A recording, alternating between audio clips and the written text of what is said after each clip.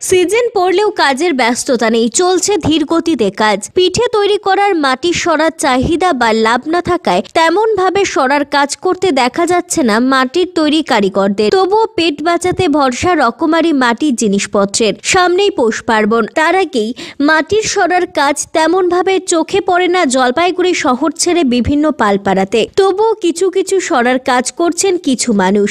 এখন চলছে মাটির অন্যান্য জিনিসপত্রের কাজ। সামনেই পৌষ পার্বণ, আর তার আগেই জলপাইগুড়ির বিভিন্ন পালপাড়াতে এখন সরা বানানোর কাজ চলছে ধীর গতিতে। পালপাড়ার কারিগররা বলেন, সরার চাহিদা তেমন ভাবে এখন আর নেই। সরা ছাড়াও আমরা ঘট, কলসি, হাড়ি, পাতিল ইত্যাদি বানাই। শুধুই সরার উপর নির্ভর করলে আমাদের সংসার চলবে না। সরা শুধু বানালে পাইকাররা যে দাম দেয় তা আমাদের একেবারেই পোষায় না। তাই এখন পালপাড়াতে সরা ছাড়াও মাটির বিভিন্ন জিনিসপত্র তৈরি করছেন কারিগরেরা।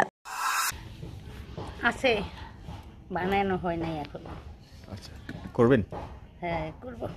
এছাড়াও আর কি কি তৈরি করেন আপনারা?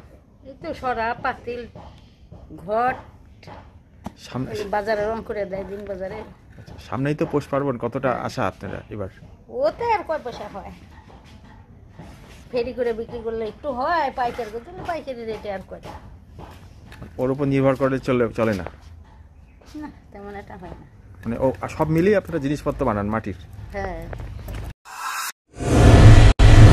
প্রতি মাসের তৃতীয় রবিবার এসএসকেএম হাসপাতালের চিকিৎসক ডাক্তার অরুণাভ ঘোষ এমডিডিএম এন্ড্রোক্রিনোলজিস্ট রোগী দেখবেন জেলা পরিষদের বিপরীতে জলপাইগুড়ি মেডিকেলে। তারা সুগার, থাইরয়েড, স্মৃতিশক্তি কমে যাওয়া, অতিরিক্ত ওজন, হাত পা যন্ত্রণা, দুর্বলতা, মাথার চুল উঠে যাওয়া, একাগ্রতার অভাব ইত্যাদি সমস্যায় ভুগছেন। তারা ফোন করুন 9933342740 এই নম্বরে।